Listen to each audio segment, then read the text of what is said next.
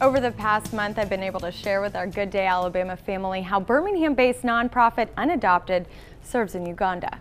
In my last story this morning, I'm going to show you how a Tuscaloosa man brought internet to an African village and rescued a school of children, all without ever taking a day off work. Spending Easter vacation away from family in an African village wasn't exactly how John Godwin usually celebrates the holiday. No, I never thought I'd spend 40 hours on an airplane. Whenever I got there, I did not find what I thought I would find. But maybe it was better.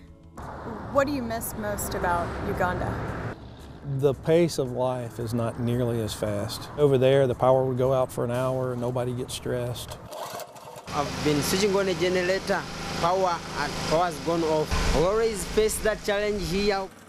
They really focused on the more important things in life because the challenges they faced were so much greater on a day-to-day basis than what we have to face. Challenges like losing both parents to HIV/AIDS, no clean drinking water, or living an entire life in silence. Just the sheer joy that they have in life, and to look, especially at the School for the Deaf, the cards that they were dealt because they got an ear infection as a child and they didn't have access to antibiotics and they went deaf. Life has given them obstacles to overcome, and they've overcome them, and they're still positive and they're still happy. John's journey first began when UnAdopted asked the Tuscaloosa-based computer engineer and father of two to create an internet lab in Uganda, all in an effort to make the School for the Deaf one step closer to becoming self-sufficient. 8 days to get the internet cafe set up. We have no internet, we have no electricity, and we have no computers when we arrive. Nearly the whole country of Uganda was cut off from the internet while we were there. Yeah, you know, perfect timing. Perfect timing. Worst internet outage in the history of Africa. The blackout affected 9 countries and millions of internet and phone users worldwide.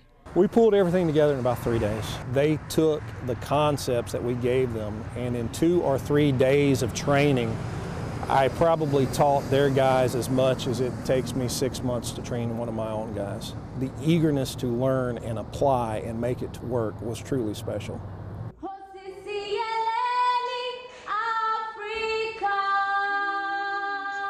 A year and a half later, the internet cafe averages 50 customers a day and now pays the salaries of 3 employees. It's also the only internet source within an hour's walk. People are using it to do business, to search. What were people doing before the internet cafe was here?